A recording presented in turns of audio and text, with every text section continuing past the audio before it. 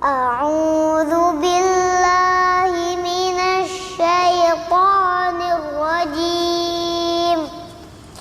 Bismillahirrahmanirrahim. Iqra bismi rabbikal ladzi khalaq. Khalaqal insana min 'alaq. Iqra wa rabbukal akram. Alladzi 'allama bil qalam. 'Allamal insana ma lam ya'lam. Kalla innal insana layatgha. Ar-ra'ahu istaghna. Inna ila rabbika ar-ruj'a. Ara'aita alladhi yanha. 'abdan idza shalla. Ara'aita in kana 'alal huda.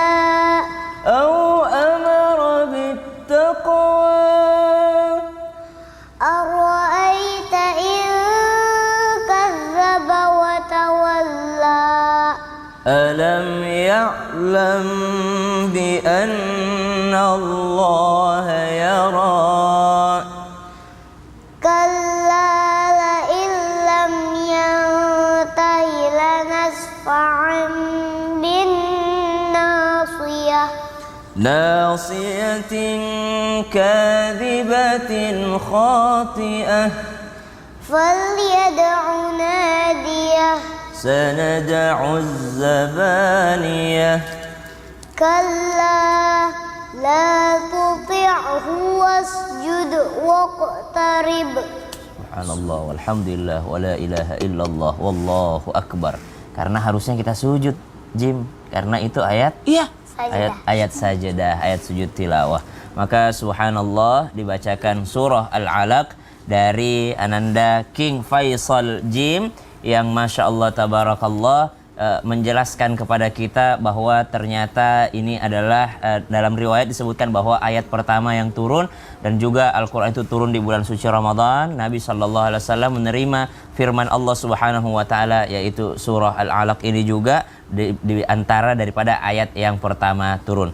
Jamaah, oh jamaah, alhamdulillah, alhamdulillahirobbilalamin. Ya, kami dari Islam Itu-Indah mengucapkan selamat menunaikan ibadah subuh, salat subuh ya untuk wilayah DKI Jakarta dan sekitarnya, dan juga selamat menunaikan ibadah puasa untuk jamaah Islam Itu-Indah dimanapun Anda berada. Ini masya Allah, kembali lagi di tema kita pagi hari ini, temanya tentang rezeki yang turun saat Ramadan. Namun sebelum kita lanjut mendengarkan tausiah dari guru-guru kita, ada sebuah video tayangan nih tentang buka puasa dan sahur gratis di luar negeri. Wah, di mana nih? Yuk kita lihat. Mau ke sana? Iya, ini kita lihat dulu aja. Masya Allah, tabarakallah. Ayo kita ke sana yuk. Nantilah, tapi nggak syuting Bapak. Iya kan, cuma saya lagi bangga aja gitu. Karena saya ngeliat di TV, di sosial media, Islam tuh di luar negeri tuh makin marak, makin luar biasa, dan makin menunjukkan kiprahnya itu loh. Wah, itu subhanallah, bangga banget rasanya. Nah, sekarang kita lanjut nih ya buat jamaah Islam Itu yang ada di rumah. Kita bicara masalah tentang sifat sabar nih. Wah, apakah sifat sabar di bulan Ramadan ini ternyata katanya bisa membawa datangnya rezeki. Tapi sabar yang seperti apa yang dimaksud? Apakah sabar menahan nafsu dan saat berpuasa atau seperti apa? Ustaz Syam, mohon izin penjelasannya. Baik, bismillahirrahmanirrahim. Tabi guru Nabi Maulana Mas Fadli serta guru-guru kami yang dimuliakan Allah Subhanahu wa Ta'ala. Alhamdulillahirabbil alamin, wassalatu wassalamu ala asyrafil anbiya'i wal mursalin sayyidina Muhammadin wa ala alihi wa sahbihi ajma'in. Asbahna wa asbahal mulku lillahi rabbil alamin. Allahumma innaka afuwun karim tuhibbul afwa fa'fu anna ya karim. Jamaah Islam Itu Indah yang dimuliakan Allah Subhanahu wa Ta'ala, ternyata di dalam riwayat disebutkan bahwasanya sabar itu adalah seperempat daripada keimanan, karena dia adalah bagian daripada puasa, dan puasa itu adalah bagian daripada kesabaran. Jadi satu kesatuan yang tidak akan pernah bisa dipisahkan. Maka subhanallah, kalau dikatakan kesabaran adalah bagian daripada puasa, sabar yang seperti apa?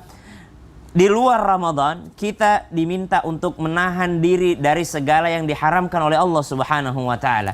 Di siangnya Ramadan ada yang dihalalkan oleh Allah Subhanahu wa taala seperti zatnya halal, cara mendapatkannya memperolehnya juga halal. Namun ternyata diharamkan di siang harinya Ramadan karena kita sedang dalam keadaan berpuasa. Berarti betul-betul di dalam bulan suci Ramadan kita bersabar. Bukan hanya bersabar atas apa yang diharamkan Allah Subhanahu wa taala, tapi bersabar juga atas apa yang dihalalkan oleh Allah Subhanahu wa taala. Begitu pula orang yang ketika berbuka puasa, ada orang yang ketika berbuka puasa malah bablas ingin memakan semuanya, subhanallah, ataupun ketika berburu takjil gitu ya, berburu makanan berbuka puasa semuanya ingin dibeli. Berarti dia belum bisa untuk begitu bersabar atas apa yang dihalalkan oleh Allah Subhanahu wa taala. Padahal puasa itu adalah latihan kesabaran di dalamnya. Kemudian yang kedua, kalau tadi sabar masalah makanan, yang kedua sabar masalah apa lagi kalau berkaitan dengan puasa atau berkaitan dengan Ramadan?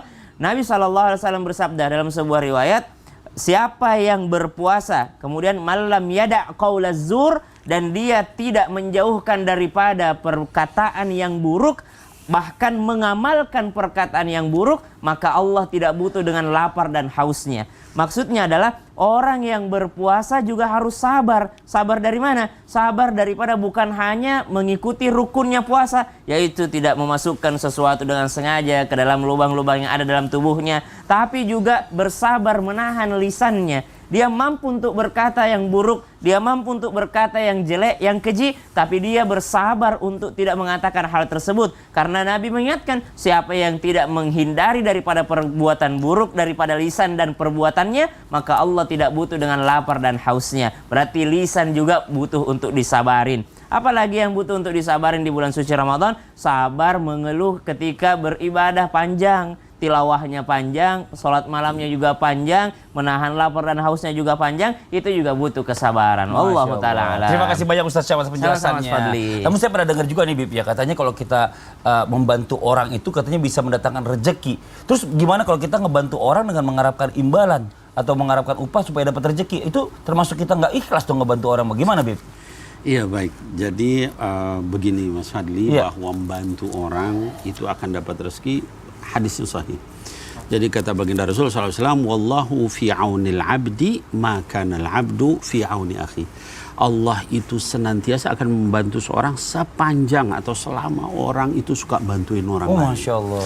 Nah tapi tadi di dalam ketika kita membantu orang, niatnya itu harus lillah. Jangan niatnya karena orang lain. Saya membantu kamu tapi nanti kamu bantu saya ya. Nah kalau seperti itu ya berarti kamu bayar ya gitu. Jadi kalau misalnya kita niatkan karena Allah, atau kita niatkan begini, saya mau bantu ya Allah, tapi dengan keinginan mudah-mudahan engkau nanti membantu saya, boleh kalau seperti itu. Yang penting kita tidak minta bantuan sama orang itu. Apalagi bisa masukin jadi pegawai, tapi nanti kamu udah jadi pegawai bantu saya. Bantuin anak saya itu riswah ya? Namanya tuh, nyogok. Itu jatuhnya nyogok. Aku masukin anakmu nanti kalau saya kalau di dalam nanti masukin juga anakku. Riswah jadinya. Daripada kita berdebat masalah itu, kita coba cari yang lain aja deh. Bagaimana cara mendatangkan rezeki? Wih. Gimana sih? Oh, kan udah salat subuh tadi. Perasaan belum? Ini gue kayaknya Ustadz Maulana ya. Apa? Ya udah deh, kalau gitu sholat duha aja. Ya udah, jamaah Islami Tindah yang di rumah jangan kemana-mana dulu ya. Tetap di Islami Tindah. Jamaah. Oh jamaah. Alhamdulillah. Tahu sholat subuh kayaknya.